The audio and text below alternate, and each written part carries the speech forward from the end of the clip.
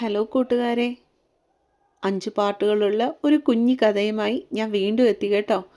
എൻ്റെ പഴയ സ്റ്റോറികൾ നിങ്ങൾ സപ്പോർട്ട് ചെയ്തതുപോലെ ഈ സ്റ്റോറിയും നിങ്ങൾക്ക് ഇഷ്ടമാകും, നിങ്ങൾ സപ്പോർട്ട് ചെയ്യും എന്നുള്ള വിശ്വാസത്തിൽ ഞാൻ തുടങ്ങുന്നു കേട്ടോ. അപ്പോൾ കഥയിലേക്ക് കടക്കാം. സ്റ്റോറിയുടെ പേര് ഓട്ടോക്കാരൻ്റെ അച്ചായത്തി പെണ്ണ്. രചന, അവതരണം മൈഥിലി മിത്ര. ഒരു കൊച്ചിനെ വയറ്റിലുണ്ടാക്കി കഴിഞ്ഞപ്പോഴാണ്ടി നിനക്ക് നിന്റെ കെട്ടിയോൻ കൊള്ളരുതാത്തവനായത്. മാത്തുക്കുട്ടി എമിക്ക് നേരെ കൈ ഉയർത്തി ചീറിക്കൊണ്ടടുത്തു. ഇച്ചായ, എന്തായി കാട്ടണേ? ആനിയമ്മ വന്നിടയ്ക്ക് കയറിയില്ലായിരുന്നെങ്കിൽ എമി തറയിൽ വീണു പോകുമായിരുന്നു. അവിടെ എന്തിൻ്റെ കുറവുണ്ടായിട്ടാടി നീ ഇങ്ങോട്ട് കെട്ടിയെടുത്തേ? അയാൾ കലിയടങ്ങാതെ ആനിയമ്മയുടെ നേർക്കടുത്തു. ബാലൻസ് കിട്ടാതെ അവർ ചുവരിലിടിച്ച് തറയിലേക്ക് മറിഞ്ഞുപോയി. അമ്മച്ചി! ഉന്തിയ വയറും താങ്ങിക്കൊണ്ട് എമി അവരുടെ അടുത്തേക്ക് ഓടിച്ചെന്നു. ഒന്നുമില്ല മോളെ, സാരില്ല. നടുവിടിച്ച് വീണതിനാൽ അവർക്ക് വല്ലാതെ വേദനിക്കുന്നുണ്ടായിരുന്നു.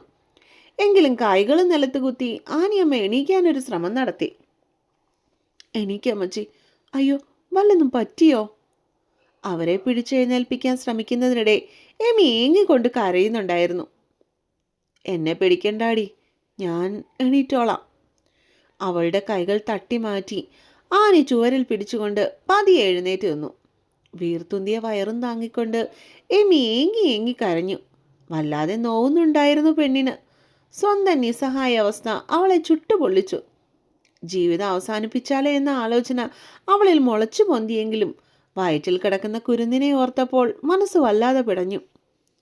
ഒരു ഗതിയും പരഗതിയും ഇല്ലാതിരുന്നപ്പോ ഇങ്ങോട്ട് വന്ന് നിനക്ക് സ്വർണം ഇട്ട് കെട്ടിക്കൊണ്ട് പോയനാ ആലിങ്കല സേവിയർ മോന്. വയസ്സിച്ചിന് മൂത്താണേൽ എന്നാ ഇട്ടം മൂടാൻ ഇഷ്ടം പോലെ സ്വത്തുള്ളവനല്ലേ. പണവും പ്രതാപവും ഒക്കെ കണ്ടപ്പോ അവക്ക് നെകളിപ്പ് കൂടി. ഓടിട്ട വീടിൻ്റെ ഉമ്മറത്തിരുന്നു കൊണ്ട് അയാൾ നാട്ടുകാരി കേൾക്കെ വിളിച്ചു കൂവി. മുറ്റത്തിന് മുൻപിലുള്ള റോഡിലൂടെ പോകുന്ന ആൾക്കാർ മൂക്കത്ത് വിരൽ വെച്ചുകൊണ്ട് കൂടി നിന്നു. എതിർവശത്തുള്ള വീടുകൾക്ക് മുൻപിലുള്ള വേലിക്കെട്ടിനുള്ളിൽ നിന്നും അവിടെയും ഇവിടെയുമായി തലകൾ പൊങ്ങി. ഇച്ചായ, അകത്തോട്ട് കയറി വാ, നാട്ടുകാർ കേൾക്കുന്നു. ആനി അയാളുടെ അരികിൽ ചെന്ന് പതിയെ പറഞ്ഞു. കേട്ടാൽ എന്നാ, ഇന്നല്ലെങ്കിൽ നാളെ ഇതൊക്കെ നാട്ടുകാരറിയല്ലേ. ഞാനിനി എങ്ങനാടി നാട്ടിൽ കൂടെ തലയോ ഓർത്തിപ്പിടിച്ച് നടക്കണേ?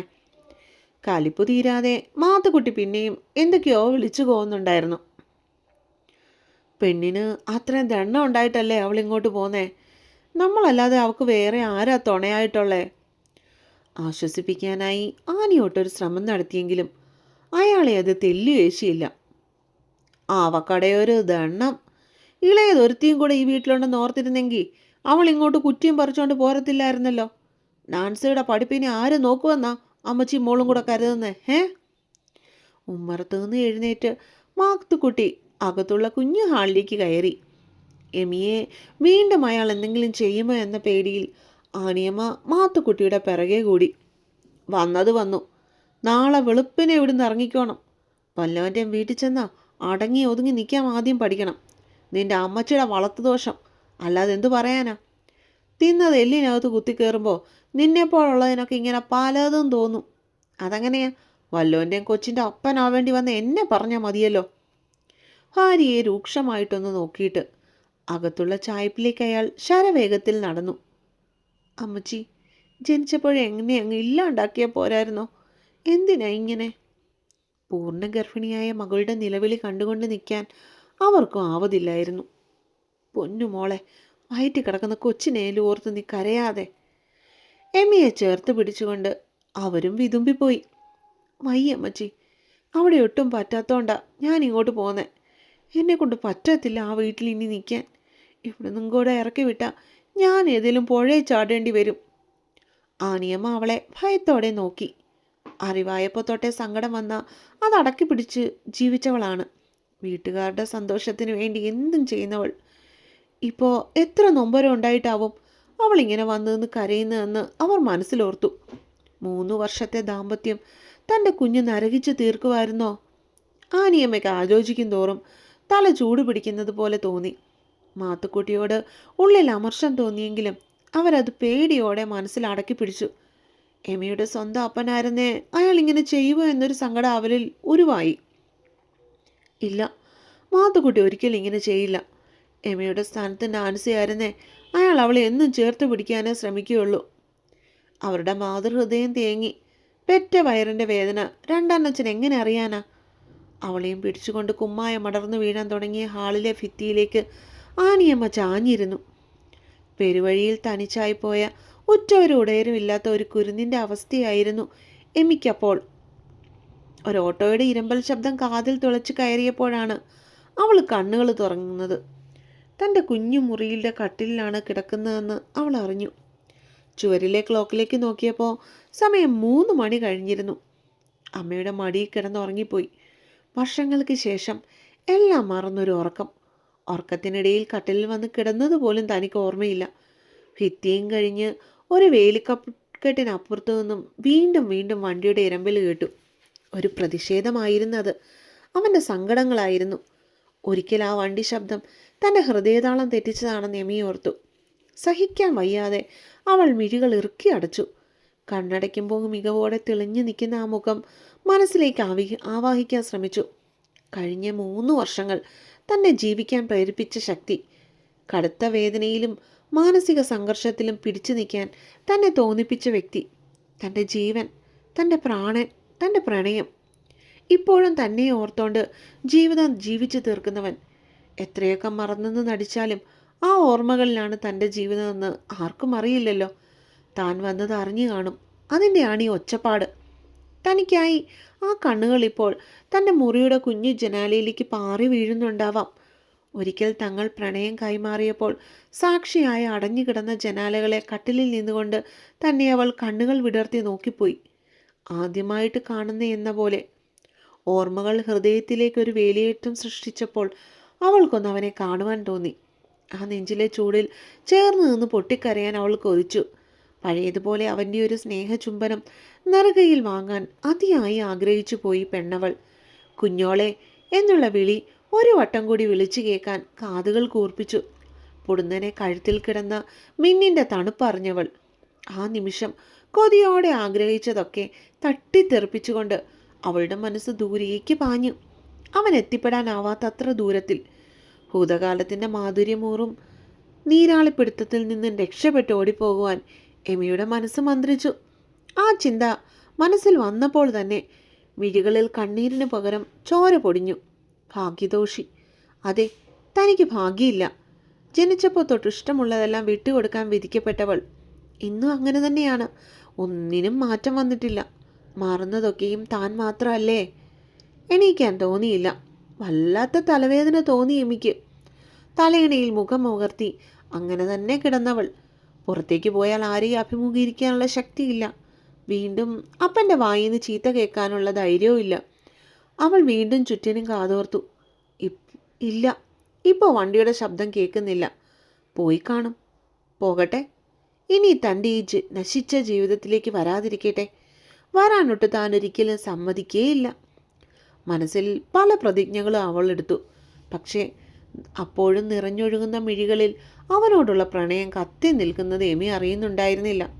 അതേസമയം ആ വേലിക്കപ്പുറമുള്ള വീട്ടിലെ കിടക്കമുറിയിൽ രഞ്ജൻ അവൻ്റെ പ്രാണനെ ഓർത്തുകൊണ്ട് കണ്ണീർ വാർക്കുകയായിരുന്നു. നീയില്ലാതെ ഒരു ജീവിതം രഞ്ജന് ഈ ജന്മം ഉണ്ടാവില്ലടി കുഞ്ഞോളെ. ഒരു നിഴലായിട്ടെങ്കിലും കൂടെ ഉണ്ടായിക്കോട്ടേടി ഞാൻ. മനസ്സിൽ പദം പറഞ്ഞവൻ തലയിണയിൽ മുഖം പൂഴ്ത്തി കിടന്നു. എൻ്റെ അപ്പനും കൂടെ അറിഞ്ഞിട്ടാണോ ഇവിടെ ഇതൊക്കെ നടക്കണേ? തോളിൽ തൂക്കിയ ബാഗ് ഹാളിൽ കിടന്നിരുന്ന മേശയിലേക്ക് വലിച്ചെറിഞ്ഞുകൊണ്ട് നാൻസി അലറി.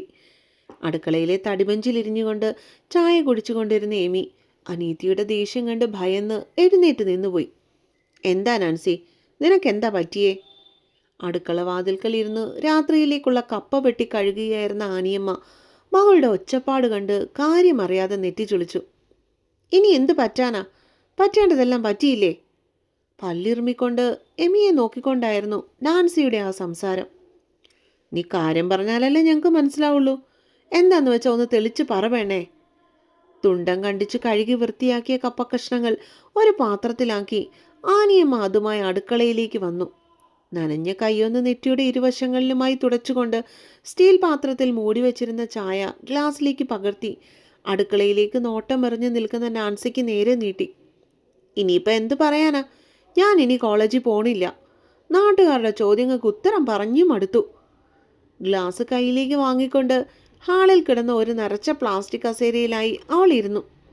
ഇതിന് മാത്രം തുള്ളാൻ വേണ്ടി ഇവിടെ ഇപ്പം എന്താ നടന്നേ? ആനിയമ്മയുടെ ചോദ്യത്തിന് രൂക്ഷമായൊരു നോട്ടമായിരുന്നു നാൻസിയുടെ മറുപടി. എന്ത് പറ്റാണെന്ന് അറിയില്ലേ? കെട്ടിച്ചു വിട്ടൊരുത്തി വയറും വീർപ്പിച്ചുകൊണ്ട് വീട്ടിൽ സ്ഥിരതാമസത്തിന് വന്നു നിന്ന നാട്ടുകാരൊന്നും പറയില്ല?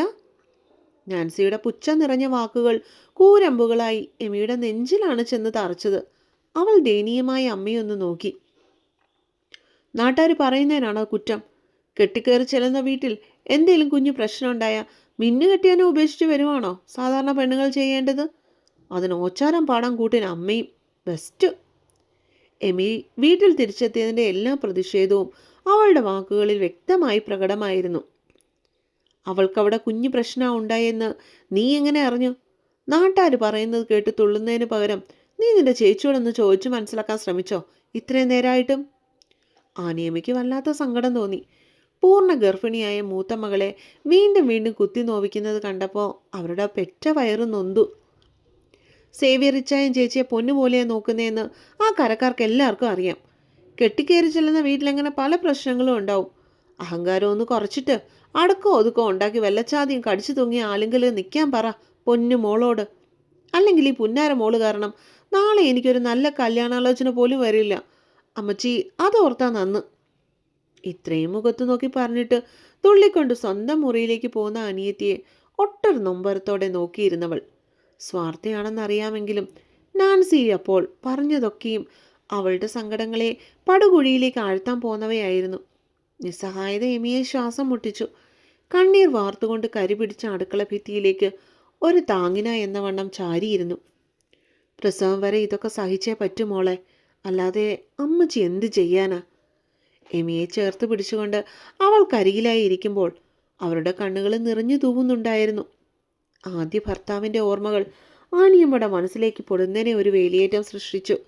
അയാളുടെ മരണം വരെ താൻ സന്തോഷമായി ജീവിച്ചിരുന്നിട്ടുള്ളൂ എന്നത് ഒരു നോവോടുകൂടെ മനസ്സിലോർത്തവൾ 5 വയസ്സുകാരി എമിമോളെ പൊന്നുപോലെ നോക്കാമെന്ന് പറഞ്ഞുറപ്പിച്ച് തൻ്റെ കഴുത്തിൽ മിന്നു കെട്ടിയവന് നാൻസിയുടെ ജനനത്തോടെ അവൾ ഒരു ഭാരമായി മാറി. തള്ളിപ്പറച്ചിലും കുറ്റപ്പെടുത്തലും സഹിച്ച് നീറി ഉരുകി 2 ജന്മങ്ങൾ. നീ അറിഞ്ഞോ മോളെ, എമി വന്നിട്ടുണ്ടെന്ന്? തിളച്ചു മറിയുന്ന വെള്ളത്തിലേക്ക് കുറച്ച് കാപ്പിപ്പൊടിയും പഞ്ചസാരയും ഇട്ടുകൊടുത്ത് കുമാരിയമ്മ. അടുക്കള പാതകത്തിൽ സങ്കടത്തോടെ ചാരി നിൽക്കുന്ന ചിത്തിരയെ അവർ വല്ലാത്തൊരു നൊമ്പരത്തോടെ നോക്കു. അറിഞ്ഞു. വഴിയിൽ കൂടി വന്നപ്പോൾ ആ നാൻസിയുടെ പ്രകടനം കണ്ടായിരുന്നു ഞാൻ. അവളുടെ സംസാരത്തിൽ നാൻസിയോടുള്ള ദേഷ്യം നിറഞ്ഞു. അവൾ വന്നെന്നറിഞ്ഞപ്പോൾ തൊട്ട് വാതിലടച്ച് മുറിയിൽക്കകത്തിരിക്കാൻ തുടങ്ങിയതാ രഞ്ജൻ. പാവം, അവൻ എത്ര വിഷമായി കാണും. കയ്യിലിരുന്ന കാപ്പി ഗ്ലാസ് അവൾക്ക് നേരെ നീട്ടിക്കൊണ്ട് കുമാരി വ്യസനിച്ചു. ചേട്ടൻ ഈ ജന്മം എമ്മിയെ മറക്കാൻ പറ്റില്ല എന്ന് അമ്മയ്ക്കറിയില്ലേ? ഇനി ഇതേ ചൊല്ലിയുള്ളൊരു വർത്താനം വേണ്ട. കാപ്പിയുമായി രഞ്ജൻ്റെ മുറിയുടെ നേർക്ക് അവളുടെ കാലുകൾ നീങ്ങി. ഏട്ടാ, വാതിൽ തട്ടി വിളിച്ചവൾ. രഞ്ജേട്ടാ. കുറച്ച് സമയം കഴിഞ്ഞിട്ടും മറുപടിയൊന്നും ഇല്ലാത്തതിനാൽ വീണ്ടും ചിത്ര ഡോറിൽ തട്ടി. കഥ തുറന്ന് രഞ്ജൻ പുറത്തേക്ക് വരാൻ പിന്നെയും കുറച്ച് നിമിഷങ്ങൾ കൂടി എടുത്തു. എന്തേ ഏട്ടാ, എത്ര വട്ടം വിളിച്ചു ഞാൻ? കയ്യിലിരുന്ന ചൂട് കട്ടൻ അവനെ നേരെ നീട്ടിക്കൊണ്ട് ചിത്ര ചോദിച്ചു. ഉറങ്ങിപ്പോയി മോളെ. പറയുമ്പോൾ ഇടറിയ അവൻ്റെ ശബ്ദവും ചുവന്നു കലങ്ങിയ കണ്ണുകളും ഇടുമ്പിച്ച മുഖവും രഞ്ജൻ ഉറങ്ങുകയായിരുന്നില്ല എന്നുള്ളതിന് തെളിവായിരുന്നു. ഇന്ന് രാത്രി ഓട്ടത്തിന് പോകണുണ്ടോ? രഞ്ജൻ്റെ ഏക വരുമാനമാണ് കുഞ്ഞോൾ എന്ന പേരുള്ള അവൻ്റെ ഓട്ടോ. അച്ഛൻ്റെ മരണശേഷം കുടുംബഭാരമെല്ലാം കൂടി തലയിലായപ്പോൾ ലോണെടുത്ത് വാങ്ങിയതാണ് അവൻ ആ വണ്ടി. അതിൽ നിന്നുള്ള വരുമാനം കൊണ്ടാണ് വീട്ടുകാര്യം നോക്കുന്നതും ചിത്തരെ പഠിപ്പിക്കുന്നതും എല്ലാം. ഇതിനിടയിൽ വീട്ടിലിരുന്നു കൊണ്ട് PG വരെ ഡിസ്റ്റൻസായിട്ട് പഠിച്ചു എന്നുള്ളതാണ് ആകെയുള്ള അവൻ്റെ നേട്ടം. ഇല്ല മോളെ, ഇന്ന് പോണില്ല. അനിയത്തിയുടെ കയ്യിൽ നിന്നും വാങ്ങിയ കട്ടനൊന്ന് മുത്തിക്കുടിച്ചിട്ട് വീടിന് മുൻപിൽ നീളത്തിൽ കെട്ടിയിരിക്കുന്ന കൊച്ചു തിണ്ണയിലേക്ക് അവൻ ചെന്നിരുന്നു. ചേട്ടൻ്റെ മനോവേദന അറിഞ്ഞെന്ന വണ്ണം ചിത്തിരയും അവൻ അരികിലായി ചേർന്നിരുന്നു.